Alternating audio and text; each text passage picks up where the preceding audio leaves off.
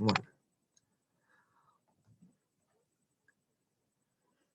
Welcome, ladies and gentlemen, to another episode of the Hero Podcast. My name is Ryan G from ADS Aligned Data Strategy, but of course, my co-host, the real Kirk, again, the real Kirk with Pete Kirkwood. God damn it.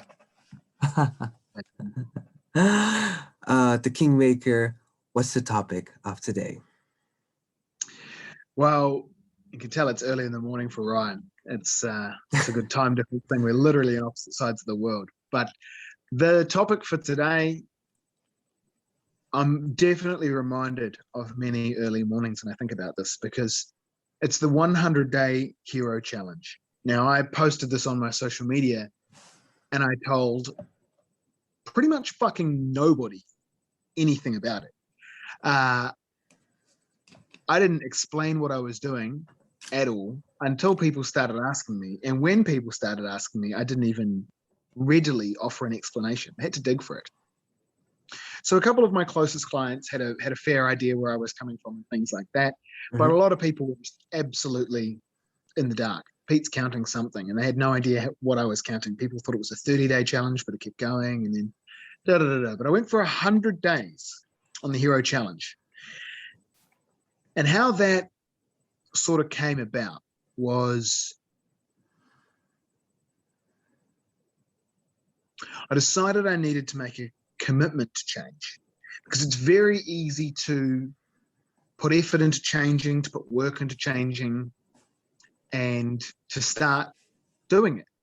But to actually commit and to follow through with that process. You know, when you sign a contract with a company to work there for 6 months or indefinitely or whatever, you're committing. When you get married, you're committing. When you're, picking up a martial art and you're looking at doing it, you're committing. And what ends up happening is there comes a time where it really sucks, because you've done it enough that you kind of are over the newness.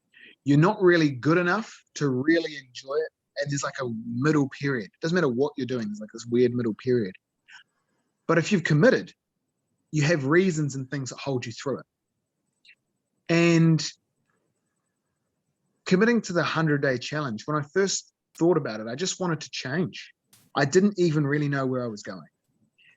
Now, that's kind of important, because a lot of people are like, oh, I haven't got it all figured out. I don't know how to start. Here's the fucking clue. Start, right? If you really want a hand, reach out to me and I will help you get started. Literally, first calls with me are always free, so anyone can get started with me for free. Like, if that's what you want, that's what I'll give you. So I'll give you the ability to do for yourself, right? I'm not interested in doing shit for people. I want to teach people to fish, not give them fish. And as I started moving forward in this momentum, it started to sort of clarify where I was going. I saw the path of the hero that I was working towards. And I said, right, I've got to look at it from this perspective. As I studied the Stoicism and I got those concepts more solidified, a better understanding of the hero, then the conversation started to occur. This podcast began where Ryan and I started talking, and then it was like, well, we're going to do the Hero Podcast. We're going to talk about heroism. And it became further and further in that thing. It became not so much about what I was contributing as a hero. Eventually, over time, it became about the effects I was having and the messages I was getting from people and the conversations I was having and the work I was doing with clients. And all of this stuff didn't exist at the beginning. It all came from committing to this process and working through. And that's where it changed, right? And the whole Kingmaker thing, it came from Ryan. Ryan was the first person who said the Kingmaker, and then people who listened to this podcast started calling it to me as well, clients and things like that.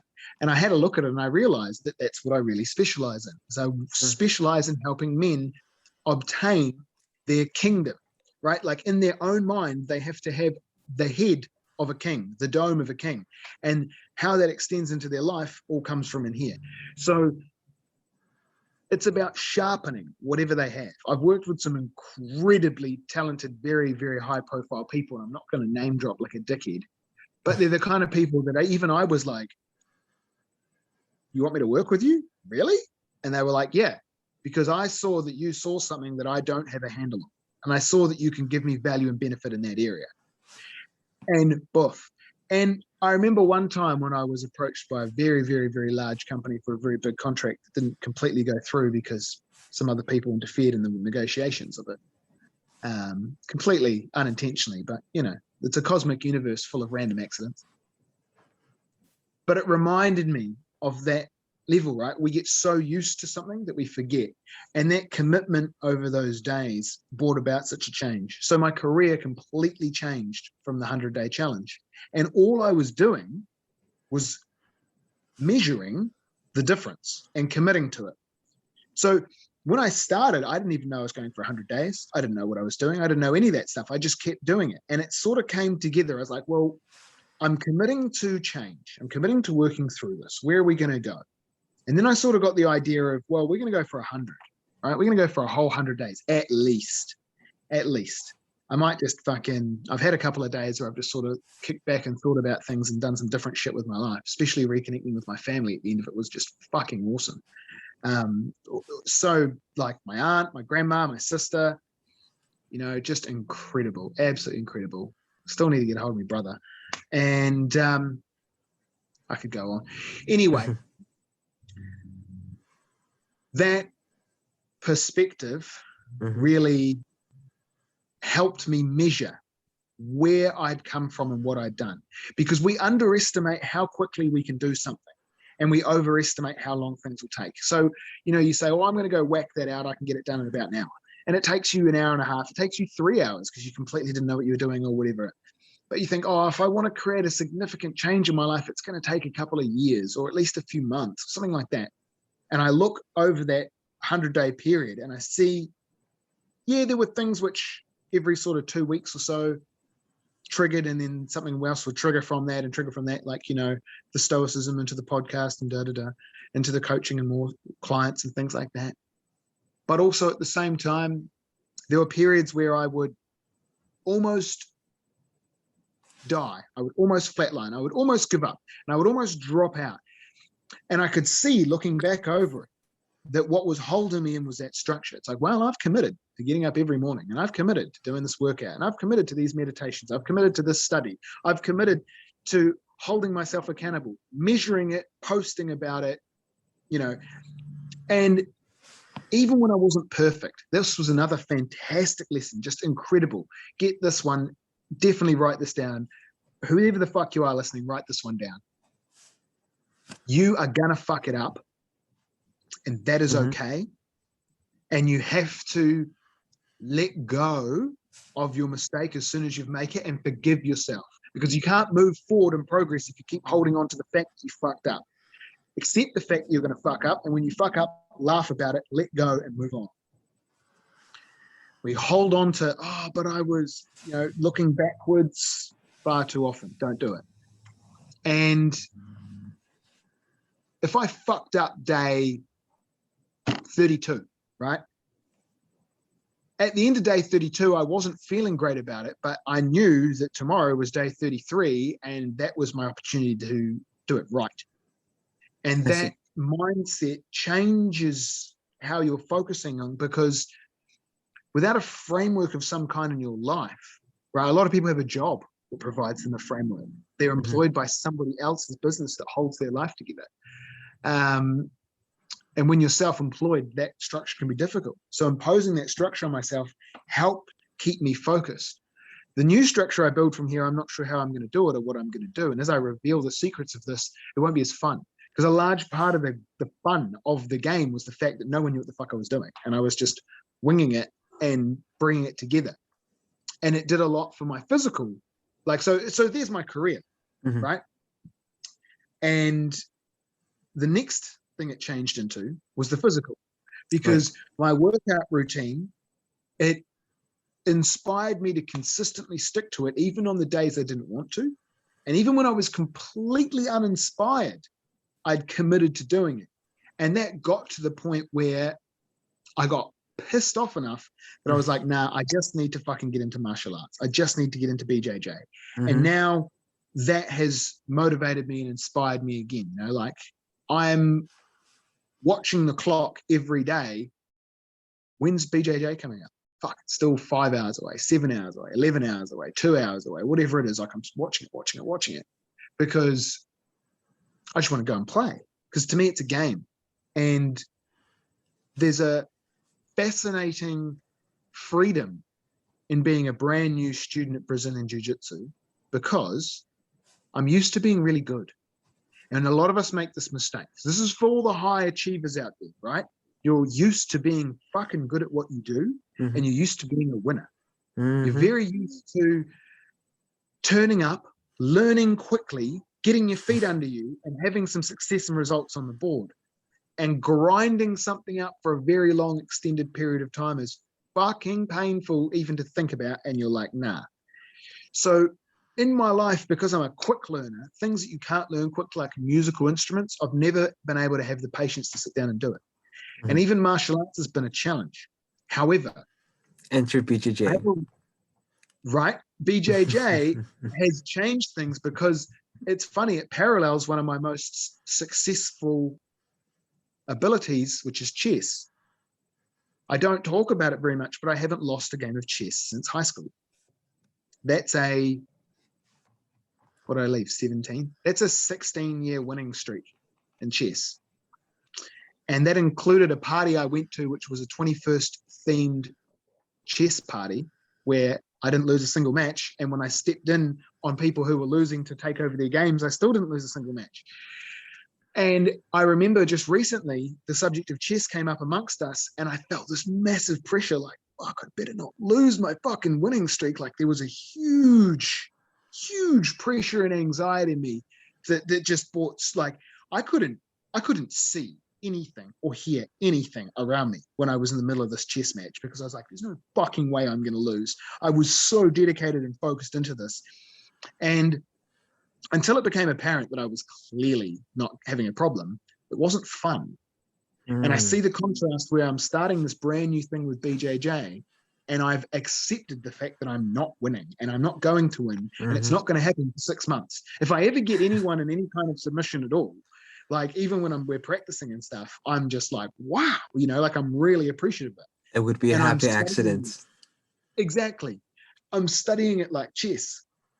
So you see that freedom when you're new and you allow yourself the freedom to fuck up. When you're good, you still have to remember to do that. So taking on new things and new experiences keeps you fresh and new. Even when you're very used to always being a winner, always being a master, always being an achiever, always being so tight and so disciplined, you've got to allow yourself some flexible fuck-uppery and some learning and some new and some play somewhere in your life so you can combine that creative flexibility with that rigid discipline and success that you have to get the best of both worlds. Where do you see that, Ryan? Does that resonate with you, brother? Well, absolutely. I mean, we both do a very, very similar process, and of course, to add welcome to the call. Um, have to acknowledge the audience. Now, I've been doing it a bit longer, I believe, and I've been doing it in my own way. But the first thing will always remain is getting your mind right before the day begins. Now, there's different levels to this game, of course, and every piece of the puzzle has its own challenge. Mm-hmm. And you really need to see it as a fun process that is meant to either heal you or get rid of quote unquote trash within or without. Trash without, obviously, the fat, building a strong body. Within is getting rid of inner resistance, to quote the surrender experiment.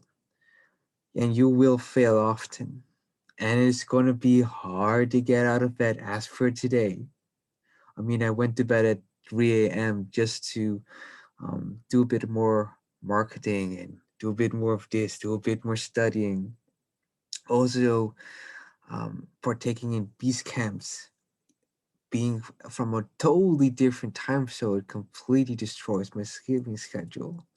I'm sure you feel the same way. It just completely fucks with my sleeping schedule. And you need to take the challenge like I would take sweets, with open hands. And that's one of the biggest challenges that you will face. It is both the willingness to embrace the challenge, knowing that you might fail, Mm. as well as, being absolutely ecstatic about it. And you need to learn it. And it mirrors BJJ very well because before Corona, I did BJJ at least for a year before the lockdown came.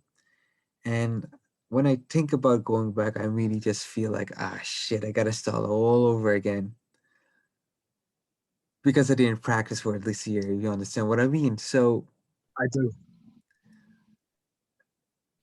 So what I realize is how people can benefit from this process that we're going through is there's a lot more to gain in just 4 to 6 hours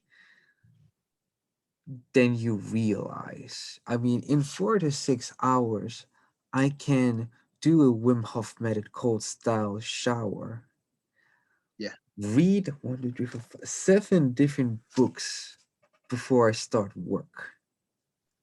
Just because I created a system to cope with the challenges that I have.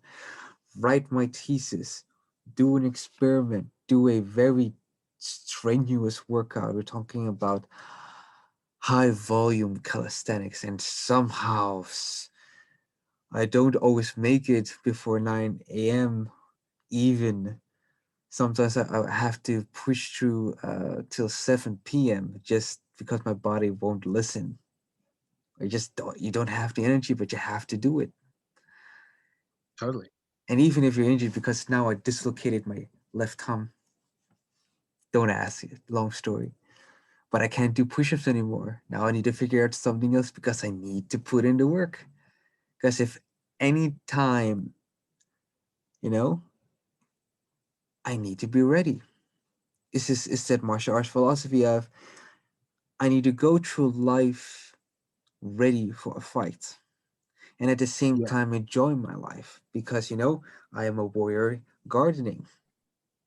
But when Yeah. there's war, I need to be ready. I need to have the body for it. I need to have the mind for it. And it's the same in business. I need to be ready for whatever opportunity that comes my path. It's the same with women. If if I am not in the right mental state of mind and a woman starts to flirt with me, I will regret it for at least a few months. And I'm sure Adam knows how that feels. At least once in your life, you had like, she wanted to have sex. God damn it. Okay. I could speak on that one there. Yeah. There's a I bet you could. now this speaks to what I said about when you fuck it up, you've got to be able to let it go. You can't be Mm-hmm. thinking about some bitch that you fucked it up with for months, right? Mm-hmm. You've got to you got to let them go. If she's like that in your head, she's a bitch, right? If she's doing positive things for you in that moment, maybe she's a goddess. But most of the time, women are not doing positive things for us, and we have to be realistic about the negative impact they're having on our lives because they draw us away from our purpose and things like that. It's a lot harder to achieve a lot of work when you're constantly thinking about her. It just doesn't fucking work.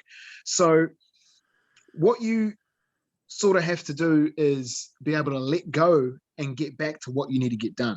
And it's Mm. fascinating how this is one of the things where with the challenge as well, because it's kept me accountable. It's stopped me running off on too many on dramas with women, especially, even with friends and social things and a whole bunch of stuff like that, that would take me away very quickly and take me away very easily.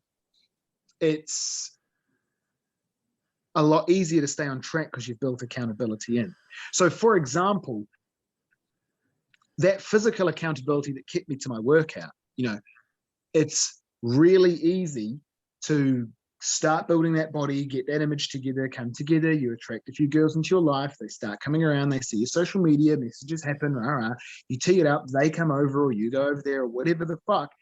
And all of a sudden, it's like, well, we had a late night last night, Yep. and I don't know about getting up. And I mean, I could probably skip a workout today. I mean, I got laid. That's a hard workout. And you start justifying it. But what ends up happening is we weaken ourselves because we get the women into our life, we start getting our results, so we start slacking off where we were putting the work in. And we start slacking off where we're putting the effort in.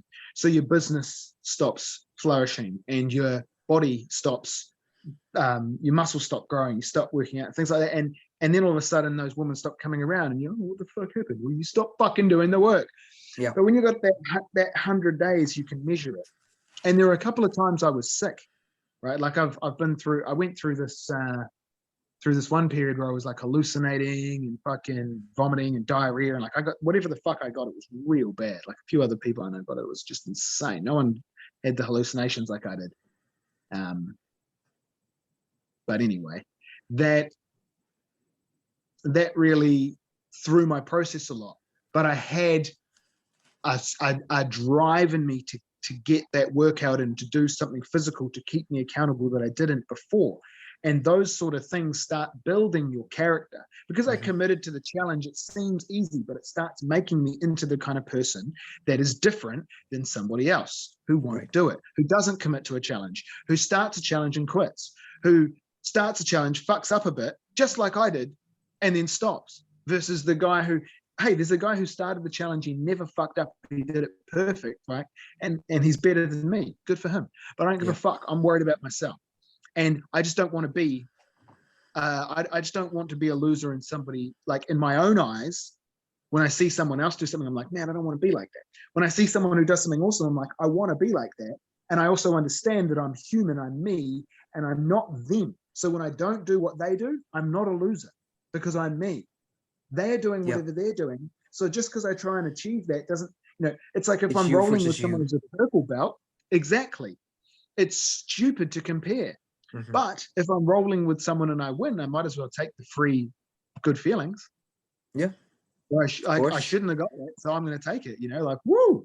And you celebrate those achievements and you just water off a duck's back for all the losses and the rest of it, because you accept that it's a process and you're learning and you're growing. And when you have structure, like that 100 days made such a difference in every area of my life. It's indescribable. I'm sitting here now brainstorming what the next construct will be and what other things will be in there. Because one of the things that I miss is the interaction I used to have with the outside world, because I used to make sure I got out a lot more. That 100 days, I've spent a lot of that time at the village. I've spent a lot of that time like a monk in isolation. Don't get me wrong, I've been out there, and every time I go out there, it's like going out there like a wave on a shore. It just totally changes the landscape every time I splash in. But I want to go do that more often.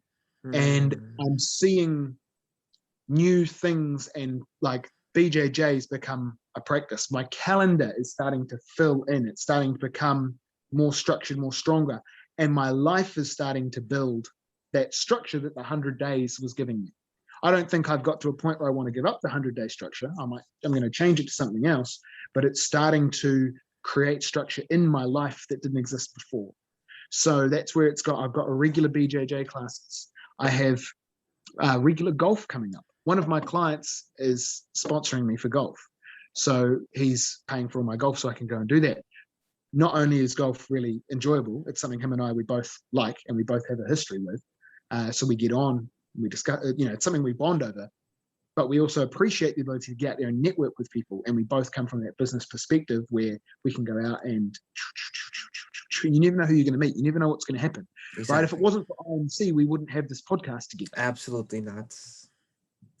The more ability you have to go and do an activity with people who are interested in it like you, who have things in common with you, the more ability you have to grow your network. Then it comes down to your personal skills at being sociable and all the rest of it. I've been sharpening them, sitting here like a monk for 100 days. And now getting out there, meeting all of the cast and the people behind the scenes in the musical theatre industry in Hamilton through my sister, and even running into some old people who've been popping back around the village and people who've been bringing their friends. There's been, even just a few people I've made the effort to go and catch up with lately, and new people who visited and things like that. And It's really the dynamic starting to change. And I'm seeing that even though I've hit this 100 days, like I need like another one, right? Like I'm addicted to that process because I did something simple. I set out a rough structure. I applied it. I stuck to it. I didn't even do it excellently. Like I'm human, right? I'm not perfect. So I did lots of not perfect shit and I fucked it up heaps. You go back and you look and you see there are days when I posted like once. And you see there are days when I posted 7 times. Like, it's not fucking balanced. But who cares? I got good results. I got fucking great results. Like really, I got great results. Why would I not do this again? You know, it Exactly. becomes Why addictive. would you not stay consistent to that which has made you stronger, be it as a man, be it as a kingmaker, be it as a human being? This drives in the whole philosophy behind small drops daily will break a stone over a long period of time. This speaks into the meta occult principle of that the earth is ruled by Saturn and the god of Saturn demands pain in the form of discipline. Do something consistently and you will be great. It follows the principle again of hard work will beat talent any day. It beats you followed so many principles in the sense of one of the Stoic principles, the way to do one thing is the way to do all others. Evidently, the better you get in this process, the better you will become in whatever other craft you practice, Absolutely. especially martial arts. I mean, in my end, I've become so good at my, consultancy job that an 8 hour day is usually 3 hours. And then the rest of the day, I either take a quick nap because, uh, you know, doing high volume calisthenics really wears your body out. And right now, I'm even thinking I should have started yoga way earlier because now I injured my hands. Mm, But you go as you learn. This is simply the body telling me, bro, you're stiff as a board, time to stretch. And that you need to take upon the challenge and master it. It follows the principle of Amor Fati. I have to put myself through hell to become its king. And it's oh, the totally. same thing with business. It's the same thing with dealing with people. It's the same thing with martial arts. You have to put yourself through the grinder every day and listen to your body, listen to your mind. Listen to your body to know, okay, a bit more of this and a bit less of this. And you need to listen to your mind to see, okay, here are the pockets of resistance. Apparently, my mind thinks it's not okay, and especially for me, the first 6 months. And I heavily recommend anyone that's going through this process of BJJ or whatever hardships you're going through, you'll be okay. It is fine to tap. It is fine to restart. It is even better to enjoy tapping. But how long can you last, player? It's fine to have negative thoughts. You're okay. You don't have to feel guilty about anything. It is simply your mind processing things it is not used to. Simply your body processing things it's not used to. I don't like fasting. Fuck fasting. But I do it anyway. Exactly. Jogging? I hate jogging. I do it occasionally. I should do it way more, but you get the point. It is in the challenge that you will grow. It is going through the obstacle that you will find the leisure that you seek. Be it from a mental perspective, you have to let go of the pain. The pain is simply there to check with you. Hey, are you okay with this? Okay, fantastic. I guess this is part of our life now. Because you control your mind. You're not supposed to give your mind an impossible task of, oh my God, he's giving me an impossible task. I feel so depressed and blah, blah. That's not the point of the process. The point of the process is to make you stronger. Iron sharpens Exactly. iron. Your And thoughts. well, see, that's like you say, the point of the process is to make yourself stronger. And when you set it up from a perspective of simple tasks for your mind, right? When you say to your mind, how do I become a millionaire? It doesn't give you a good answer. The Oh no. question isn't good enough. It's a terrible question. But when you say to it, how do I commit to my 100-day challenge today? It goes, well, we know the answer to that. We have a video first thing in the morning when we wake up aiming for 4. Then we have a recording of what day it is. We have a post on that. Then we want to get a post out for a workout. We want to get a post out on a video sharing some knowledge. We want to get a meme or two, anything else that's interesting. We want to go for 5 or 6 posts a day. And that's what you're sort of aiming for. And when I think about it, actually, at the beginning, I started out and I tried not to go over 4. So my mindset evolved throughout those 100 days without me even really realizing it. But what I had a very simple bunch of stuff to give my mind. It was Right. not hard to be a winner because all I had to do was get up, do the. It wasn't a, how would I say, Herculean task. I wasn't like looking at this gigantic wall like, what the fuck do I do? It was simple steps in front of me that led to these fantastic results. And people get so over the top with it. Like, I can think of a client of mine that needs to watch this fucking podcast so badly. I'm going to tell him to watch it regardless. He needs to get a handle on breaking it down into just what I'm doing today. Yeah. Instead of thinking so big. And other people don't think big enough. So because they don't think big enough, they don't think about how important it is to apply that to what we're doing today. You've got to be able to get enough of the high level thinking to make sure you get your bottom level thinking, to make sure your mid level thinking works. Like the whole thing has to integrate.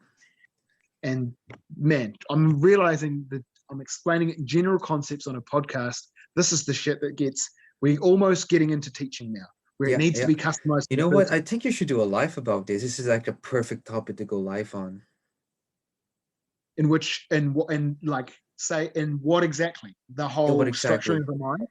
Well, what I'm getting out of this immediately is, if you have any Herculean tasks, it's best to start small. It follows an old Dutch story of, you had a giant and 2 dwarfs.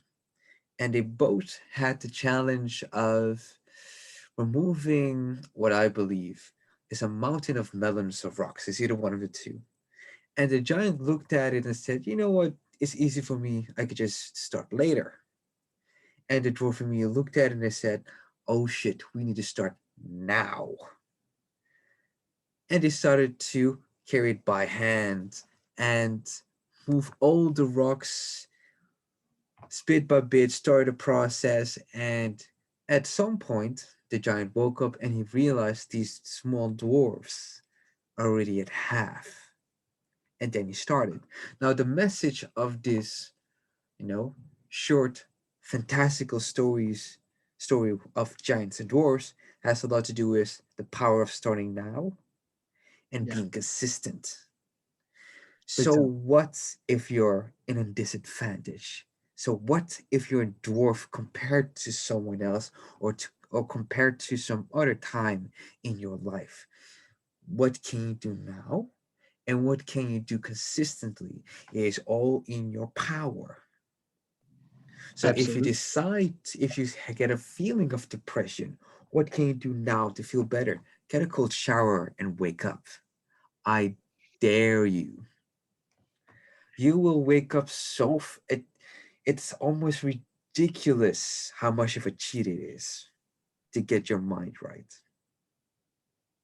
Yeah, it's definitely a good point. The cold shower certainly shocks you, and meditation's another good one.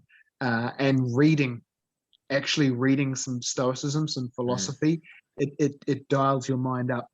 Another hack I found for dialing your mind up really quickly was Jordan Peterson lectures.